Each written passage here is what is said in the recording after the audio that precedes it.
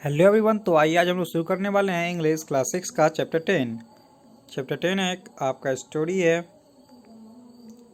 तो इस स्टोरी में सबसे पहले हम लोग जो वर्ड देखने वाले हैं वो है हार्ड वर्ड। तो यहाँ आप देख सकते हैं जैसे नोटिस्ड मतलब देखा, क्रॉप मतलब फसल, आगे आपका रिवॉल्यूशन क्रांति या आंदोलन, आगे आपका मार्टियर्स मतलब शहीद, बारबेरिक मतलब असभ्य, मास के मतलब हत्याकांड, कॉल्ड ऑफ मतलब स्थगित किया, इन वोग मतलब प्रचलन में, प्रिवेलिंग मतलब प्रबल, बायकॉट मतलब बहिष्कार किया, स्कम्ड मतलब संघर्ष बंद कर देना यानी संघर्ष बंद कर दिया, ईडी लगा हुआ है, प्लॉटेड मतलब षड्यंत्र रचा, इनेक्टेड मतलब कानून बनाया, ऑर्डिनेंस मतलब प्राधिकारी अध्यादेश जो दिया जाता है जब सदन में कोई कानून बनता है तो अध्यादेश बनकर निकलता है वही। आगे आपका रिजॉल्व मतलब कृत संकल्प यानी किसी भी काम किसी भी निर्णय को करके उस पर डटे रहना। आगे आपका लेफलेट्स मतलब जो हम लोग पर्चा बांटते हैं किसी भी चीज़ का जो विज्ञापन देते हैं तो वही लेफलेट्स। आगे है आपका डेलिबरेटली मतलब जानबूझकर, डेयरिंग मतलब साहसिक, इन्वॉल्वमेंट मतलब संलिप्तता, कॉमरेड्स मतलब साथी, स्लम्बर मतलब गहरी नींद, सेकुलरिज्म मतलब धर्मनिरपेक्षता। तो ये था आपका इतना सारा हार्ड वर्ड। तो अब हम लोग आने वाले हैं चैप्टर में। तो आइए चैप्टर पे आते हैं। चैप्टर का आपका टाइटल है द गन क्रॉप यानी बंदूक की खेती। गन मतलब होता है ना बंदूक, तो क्रॉप मतलब फसल। तो यहाँ पे बंदूक की खेती। अब ये जो कहानी है ये कहानी सरदार भगत सिंह के बारे में है और ये बहुत ही इंटरेस्टिंग कहानी है। तो हम लोग इसको 2 पार्ट में करने वाले हैं क्योंकि ये थोड़ा सा बहुत ज़्यादा लेंदी है, इसलिए यहाँ पे पार्ट 2 होगा। तो ये हम लोग चलते हैं, शुरू करते हैं। One day A 3 years old boy with a gun toy gun in his hand मतलब एक दिन एक 3 साल का बच्चा अपने हाथ में खिलौना वाली बंदूक लिए walked in the fields with his father and his friend. वो अपने खेतों में अपने पिताजी और उनके दोस्त के साथ टहल रहा था। The two man talked and walked and after some time they notice that the boy was not with them. दोनों आदमी चहल चहलकदमी करते हुए बातचीत कर रहे थे, लेकिन कुछ देर के बाद उन्होंने देखा कि लड़का उनके साथ नहीं था। They looked around for him, वो उसके लिए चारों तरफ देखे। They found him sitting at A distance, उन्होंने देखा कि वो बच्चा कुछ दूरी पे बैठा हुआ है। He appear to be planting something, और उसे ऐसा लग रहा था कि वो कुछ जमीन में गाड़ रहा है, रोप रहा है।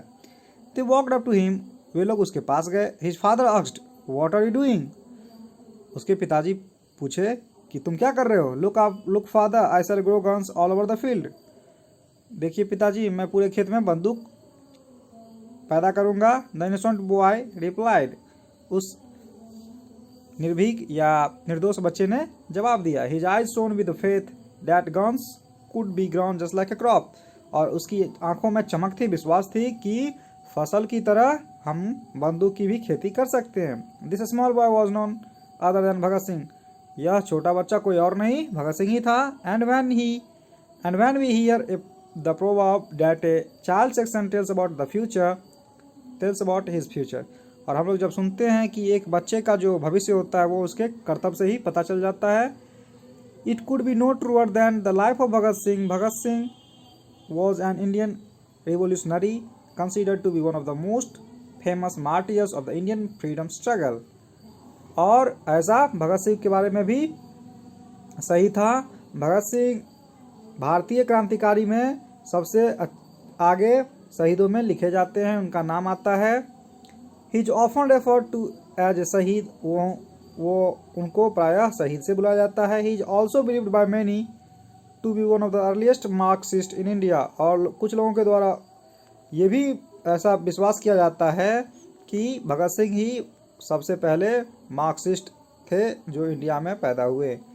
He was one of the leaders and founders of Hindustan socialist Republican association, वो हिंदुस्तान सोशलिस्ट रिपब्लिकन एसोसिएशन के नेताओं में और स्थापकों में से एक थे। Bhagat Singh was born on September 27, 1907 in a Sikh family to Sardar Kishan Singh Sandhu and Vidyavati in the Khatkar Kalan village near Banga in Jalandhar district of Punjab. अब भगत सिंह का जन्म 27 सितंबर 1907 ईस्वी में सिख फैमिली में सरदार किशन सिंह संधू और विद्यावती के परिवार में हुआ, यानी उनके माता पिता यही लोग थे। और ये जो गांव था उनका वो था खटकर कलन विलेज। ये कहाँ पे पड़ता है आपके जालंधर डिस्ट्रिक्ट में, पंजाब के राज्य के जालंधर डिस्ट्रिक्ट में एक बंगा है, उसी के आसपास में। India at that time was under British rule, और उस समय भारत अंग्रेजों का गुलाम था। His family was quite patriotic and the family members often talked about the barbaric acts of the British. उसके परिवार वाले काफ़ी देशभक्त थे और वो ब्रिटिशों के असभ्य कार्यों के बारे में हमेशा बात करते रहते थे। इन 1999 1919 ईस्वी में द जालिया बाग massacre occurred in which the British killed hundreds of the innocent Indians who had gathered there to celebrate the festival of Baisakhi on 13 अप्रैल। 1919 ईस्वी में जालिया बाग हत्याकांड में ब्रिटिशों ने बहुत सारे निर्दोष भारतीयों को मार डाला, जान से मार दिया, और वो लोग वहाँ पे बस 13 अप्रैल को बैसाखी का महोत्सव मनाने के लिए इकट्ठा हुए थे। As a child Bhagat Singh was deeply affected by this incident. एक बच्चे के तौर पे भगत सिंह इस घटना से काफ़ी आहत थे। When Mahatma Gandhi started non cooperation movement in 1920, जब महात्मा गांधी ने 1920 ईस्वी में असहयोग आंदोलन चालू किया, he became an active participant at the age of 13, और वो उस समय 13 वर्ष की अवस्था में एक बहुत ही कार्यकारी भागीदार बने। He had great hopes that Gandhi ji would bring freedom to India, और उसे इस बात का पूर्ण विश्वास था कि गांधी जी भारत को आज़ाद दिलवाएंगे। He had burned his government school books and British imported clothing as a mark of his protest.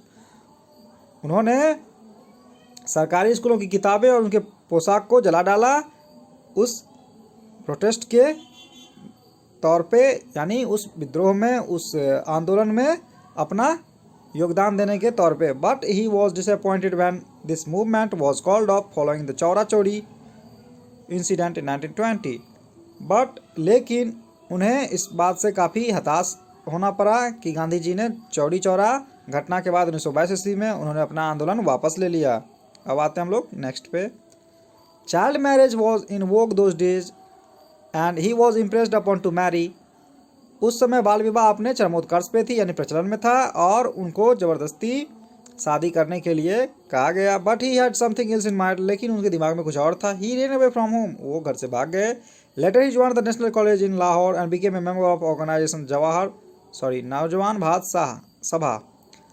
लेकिन वो घर से भाग गए और बाद में जाके उन्होंने नेशनल कॉलेज में लाहौर में एक ऑर्गेनाइजेशन यानी संस्था में, जो कि नाम था नौजवान भारत सभा, उसके एक मेंबर बने यानी सदस्य बने। In this organisation Bhagat Singh and his fellow revolutionaries grew popular amongst the youth, और भगत सिंह और उनके साथी क्रांतिकारी इस संस्था में काफ़ी फेमस हो गए, प्रसिद्ध हुए। He also joined the Hindustan socialist Republican Association which was then held by Ram Prasad Bismil Ashfaqulla Khan. बाद में उन्होंने हिंदुस्तान सोशलिस्ट रिपब्लिकन एसोसिएशन भी ज्वाइन किया, यानी शामिल हुए उसमें, जो कि राम प्रसाद बिस्मिल और अशफाकुल्ला खां के द्वारा चलाया जा रहा था। It is believe that he had knowledge of the Kakori train robbery. ऐसा विश्वास किया जाता है कि ये काकोरी ट्रेन घटना भी उन्हीं के ज्ञात में है। He wrote for and edited some Urdu and Punjabi newspaper publishers from Amritsar. उन्होंने कुछ उर्दू अखबारों और पंजाबी अखबारों के लिए अमृतसर से जो छपती थी उसके लिए कुछ लिखा भी। इन सितंबर 1928 और 1928 ईस्वी के सितंबर माह में a meeting of various revolutionaries from across India was called at Delhi under the banner of Kirti Kisan party. और 1928 ईस्वी में संपूर्ण भारत के सभी क्रांतिकारियों को एक कीर्ति किसान पार्टी के द्वारा सभा में दिल्ली में बुलाया गया। Bhagat Singh was the secretary of the meet, और भगत सिंह उस सभा के, उस मीटिंग के सचिव थे। His later revolutionary activities were carried out as a leader of this Hindustan socialist Republican association, और उनके बाद में क्रांतिकारी गतिविधियों के द्वारा उन्हें इस संस्था का, जिसका कि नाम था हिंदुस्तान सोशलिस्ट रिपब्लिकन एसोसिएशन, इसका नेता माना गया। The British government in 1928 set up a commission headed by sir John Simon, so it was called the Simon commission. बाद में 1928 ईस्वी में ब्रिटिश सरकार ने एक कमीशन लॉन्च किया जो कि सर जॉन साइमन के नेतृत्व में था, और जिसके कारण इसे साइमन कमीशन बोला गया। It task was to report on the prevailing political situation in India, और इसका कार्य था कि जो भी ज़्यादा प्रचलित, जो भी स्थितिपूर्ण, जो भी राजनीतिक समस्या थी, सिचुएशन थी इंडिया में, उस पर वो रिपोर्ट करे। और इसलिए so it visited many towns, और इसलिए इसने कई सारे का मुआयना किया। As there was no Indian representation in it, चूँकि इसमें किसी तरह भारतीय का कोई मिलाव नहीं था, द इंडियन पॉलिटिकल पार्टीज बायकॉटेड, इसीलिए भारतीय राजनीतिक पार्टियों ने इसे बहिष्कार किया। Whenever it went, wherever it went, it met with the black flags, जहाँ भी ये गया इसे काला झंडा का सामना करना पड़ा, यानी विरोध का सामना करना पड़ा। अपोजिशन एंड प्रोटेस्ट, विरोध और केवल विरोध। When the commission visited Lahore on October 30, 1928, Lala Lajpat Rai led the protest against it. जब ये लाहौर में अक्टूबर 30 में 1928 में आया तो लाला लाजपत राय इसके विरोध के लिए विरोध कर रहे थे। The British police lathi charge, और ब्रिटिश पुलिस ने इसके कारण उन पर लाठीचार्ज किया। The police chief Scott beat Lala Lajpat Rai so severely that he succumbed to his later, और ब्रिटिश पुलिस स्कॉट ने लाला लाजपत राय की इतनी पिटाई की कि उनको लास्ट में अंत में स्वास्थ्य में उनको बहुत ज़्यादा खतरा हुआ, बहुत ज़्यादा उनको नुकसान हुआ स्वास्थ्य का, यानी वो उसी कारण मर भी गए बेचारे। Bhagat Singh was an eye witness to this event, Bhagat Singh इस घटना के एक साक्ष्य गवाह थे। He plotted with the help of other revolutionary he vowed to take revenge upon Scott, और उन्होंने स्कॉट को लेकर के एक बदला की कसम खाई। He plotted with the help of other revolutionaries, however in case of mistaken identity Bhagat Singh accidentally killed JP Saunders, deputy superintendent of police. He shaved his beard and cut his hair which is strictly forbidden in Sikhism, और लेकिन गलती से उन्होंने JP Saunders जो कि police का deputy superintendent था उसे ही मार डाला। और इसके लिए उन्होंने अपने दाढ़ी सेव की, यानी दाढ़ी को साफ किया, और बाल को भी छोटा किया, जो कि सिख धर्म में काफ़ी ये बाधित है, यानी ये गलत है। Then he escaped to continue with the revolutionary activities where, और इसके कारण वो इधर उधर क्रांतिकारी गतिविधियों में भाग लेते रहे। He visited Calcutta and then Delhi, और उसके बाद उन्होंने कलकत्ता और दिल्ली में भी अपना आगमन किया।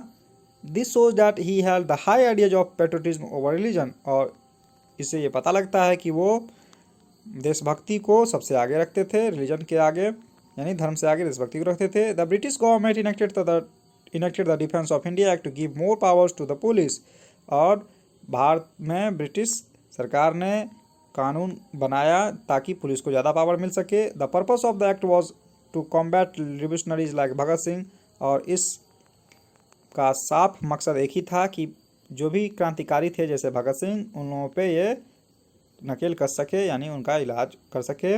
इन response to this act the Hindustan socialist Republican association plan to explode a bomb in the assembly where the ordinance was going to be passed, और इसके जवाब में हिंदुस्तान सोशलिस्ट रिपब्लिकन एसोसिएशन ने एक प्लान किया, योजना बनाया कि असेंबली में, यानी सभा में, सदन में, एक जहाँ पे बिल पास होना था वहाँ पे उन्होंने बॉम्ब एक्सप्लोड करने की योजना बनाई। By then Bhagat Singh had become an important leader of the association, और उस समय तक भगत सिंह उस सभा के काफ़ी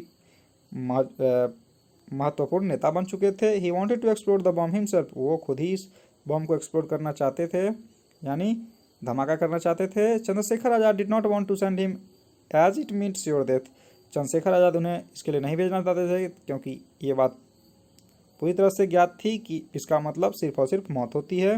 however Bhagat Singh insisted on his resolve, लेकिन फिर भी भगत सिंह ने अपने इरादे पे डटे रह करके he was allowed along with Batukeshwar Dutt, और फिर उन्हें बटुकेश्वर दत्त के साथ जाने का परमिशन मिल गया। Their purpose to explode the bomb in the assembly was not to harm anybody और shed blood but to make the deaf hear, और उनका इस असेंबली में बम एक्सप्लोड करने का एक ही मकसद था, वो था लोगों को ये बात बताना कि वो इसके विरोध में हैं, ना कि किसी को नुकसान पहुंचाना।